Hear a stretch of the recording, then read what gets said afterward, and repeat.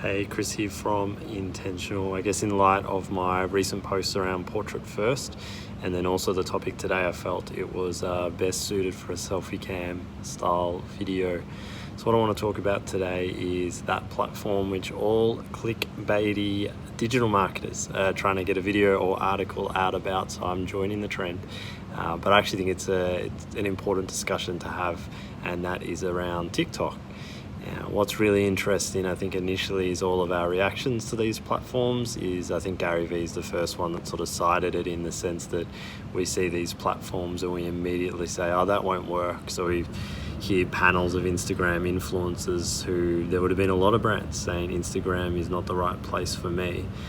They're sitting on panels saying, oh, TikTok's not going to work, that's not the right for us. So I think anything with that scale, it's pretty hard to ignore or rule out. And I think what we're interested in as an agency, or at least I am as an agency owner, looking at things from my clients, is less about the specific platform or what's going to be the next big thing, and trying to predict, because I think you make a fool of yourself predicting too much in this world of digital. But I think what's important is seeing what's the trend in behavior and the behavioral change that's maybe taking place on that platform that's driving something that is growing at such a rapid scale.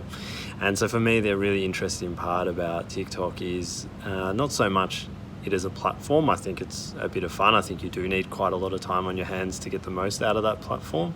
So naturally it's going to skew younger. But I think what's fascinating is the effort and creativity, and also the generosity involved to get something happening.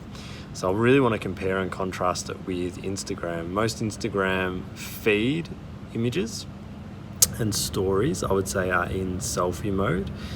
Feed is highly curated, perfect lighting. I have to present the ultimate view of how I'm living my life.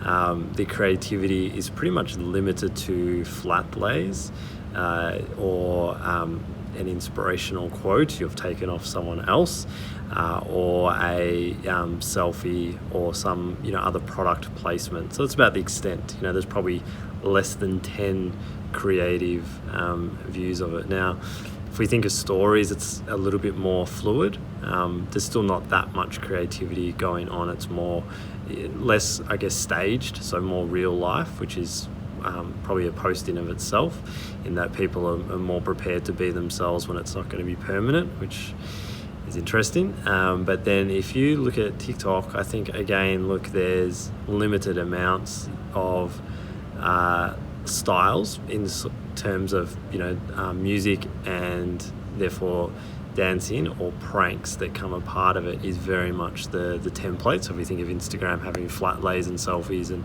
what I just listed before, but to fit in within that TikTok content share, it takes a whole lot more effort. You got to go learn a dance routine, then you got to go perform that dance routine. Most of them are done choreographed with at least one other person, if not multiple people. If you're running pranks, they're fairly clever, some of the pranks involved in those as well. And so I think what's interesting is that we've got a generation coming through now, so look, they might have more time, it might skew to school age, whatever, all those arguments.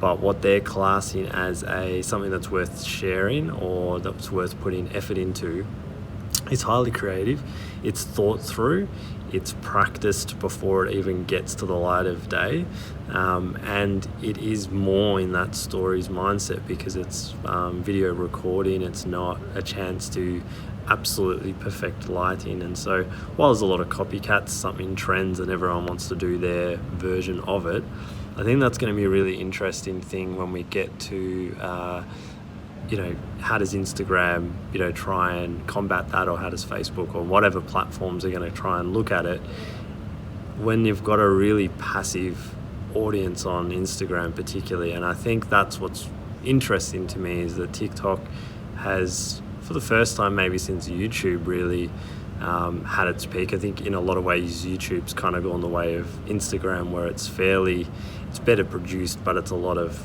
talk to camera. A lot of the vloggers that are most popular just sort of talk to camera.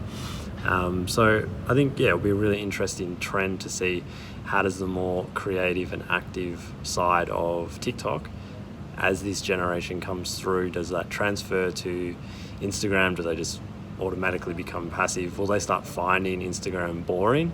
And I think that's where there's maybe interesting for the brands around what do you actually need to do to show up in these channels around being creative, being proactive, and not just being passive.